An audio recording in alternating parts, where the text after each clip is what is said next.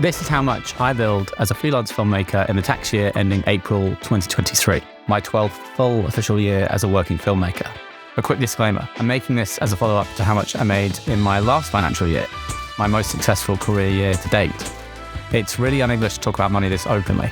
It's not intended as any sort of brag, but to be transparent and shed light on an area of the industry that I have always struggled to learn about myself. I'm going to talk in my native currency of pound sterling, but we'll bracket the approximate US dollars at the time of posting. This is the sort of financial rollercoaster my career has been on for the last 12 years. And after I had my year-end return done by the accountant last year, I realised I've been talking in net profit for every year except the last. My bad. A fairly dramatic correction there in the total. £129,818,000. But still, by far, my best year to date. What about this year? Did I do bigger and better numbers? More days on set? Larger day rates? Bigger jobs? Well, let's have a look. Breaking things down into the many different roles I find myself playing on various jobs. As solely a director this year, I earned a total of £14,300, and I did that across 13 days. My top rate for any one of those days worked out at a total of £1,850. Pretty good, but also remember that directing often isn't just the day that you're being paid for. As a cinematographer ending this year, April 2023, I earned a total of £12,851. That was working just 11 and a half days. My top rate being no higher than the APA cinematographer rate of £1,354. But unlike directing, when I was earning that rate, I'm being paid for the days I'm working and not expected to do a lot else outside of that. What did I earn as a director DP? I think last year's highest earning category. And to clarify, when I'm directing and DPing, I'm doing two roles. So I'm getting paid well, but for multiple jobs. My total earnings as a director DP this year were £28,015.60. That was earned over a total of 17 days, with my highest day rate being £2,500 a day. Again, directing comes into it here, so it's more than just the day that I'm being paid to work, but a rate I'm very happy with. Videographer work. That's the sort of everything, one-man band, camera, sound, the sort of work that makes my skin crawl, but can pay quite well from time to time. Equipment is normally included, but it would be the lower end type equipment. Your S1H, your A7S, rather than your V-Raptor or the hired-in Arri cameras. As a videographer, I earned £6,939.50 over just 6 days, with my top rate being £1,308 for one of those days. As a producer, this year I did 2 days worth of producing. I think probably less than last year, but I gave myself a pretty good rate because I was handling the budget. I earned £1,000 as a producer this year, making £500 a day. I said last year that I want to do less editing, and I did do less editing, much to the detriment of my bank account, but still quite a lot of days.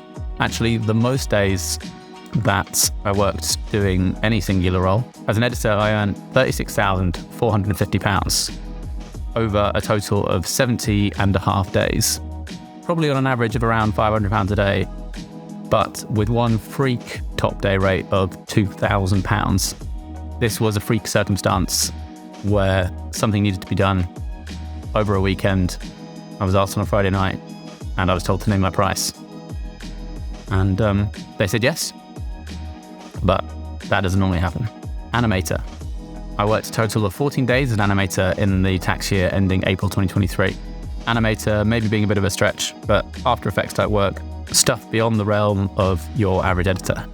I made £6,372.50 as an animator, charging the same amount as I normally do as an editor, going out £500 a day.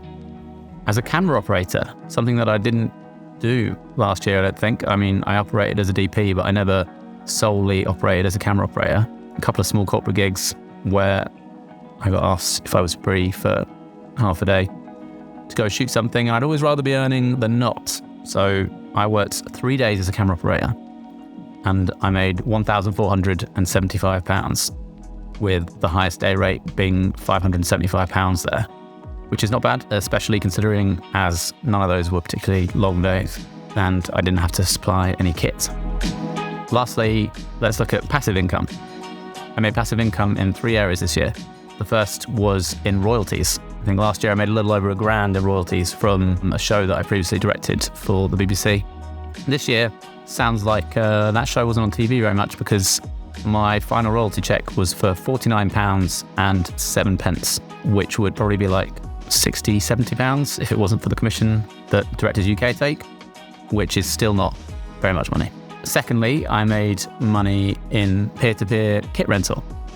This was via the site Fat Llama. In previous years, I made thousands of pounds through here, but it's got less and less as the years have gone on. And this year is equally pretty pathetic to last. I made a total of £265 through Fat Llama, renting things like my haze machine at a disgustingly low price, and my green screen at a disgusting low price, and my tracking dolly also at a disgustingly low price, because as people have come into the market using this peer-to-peer website and one similar, people just try and undercut each other, and it's having a really bad effect on the rental market. But where I made some decent money renting kit was directly on jobs that I was involved in. Bearing in mind, I spent a lot of money on kit at the end of last year. I don't know what my total spend on kit is at the moment, but it's, in the last 3 years, including that bounce back loan I took out, it's over 50 grand I spent on kit. So I should be making a lot of money on renting it. So this probably isn't actually that good, but it's money. I made £14,249 from renting kit directly onto jobs. So that's a total of £14,563.14 in terms of passive income. There's a few other anomalies that I haven't included. I did not this year, for example, make back the enormous amount of money I spend on kit insurance. I didn't have as many or as large a budget self-producing jobs, so my insurance either wasn't needed, or when it was, I couldn't really charge much for it. I also made the decision to buy a load more kit this year with the profits of last year, all with more expensive risks incurred that are not paying off excessively yet. But hopefully over time, some of these will turn fruitful. This is yet to be checked over by the accountants, so final figures might alter slightly, as with last year's figures, after the depreciation of assets corrections by my accountant. But my accountancy software is telling me when all is said and done, my net profit as a filmmaker for the tax year ending April 2023 is £105,302.04. So I definitely earned less money than I earned last year, but I have worked a lot less paying days. 137 days versus 198 days from the year before. 61 paid working days less. There was a handful of jobs that I had to turn down because of having a life commitments, but overall I just didn't have as much work come through the door. And none of the jobs that did were what I would call career level uppers. None of them had a lot of shoot days or particularly dramatic paychecks, with the exception of that one ridiculous edit day rate. But I'd like to add that even though I was only being paid for 137 days of work, I definitely did a lot more days work than that. Weeks of my time spent on treatments that I didn't win the job of. Perspective meetings, emails, work admin and accountancy, and even spending a whole chunk of time creating this spec piece, which, by the way of an update, has led on to several paying jobs that I wouldn't have landed had I not made this since. So it worked. I'm sure some professionals watching this will have smashed my year-end earnings, and I should also imagine there's a bunch of people watching elsewhere in their career that could only dream of making this sort of money out of something that was ultimately a hobby that they're now getting paid for. But let me end by saying that we're all just doing our best, trying to make the most money we can out of doing the thing that we love to do, and reminding you that life's not all about money. But hopefully by being transparent in this way about my own earnings can help some of you get a better grasp of where you might want to place yourself, depending on where you're at in your own career. If you found this video interesting or helpful in any way, please give it a like below. It really helps the channel. To learn about the specifics over the past decade of my career, including top day rates from year one until now, check out last year's earnings video, and make sure to subscribe for more semi-helpful tips and interesting insider industry knowledge.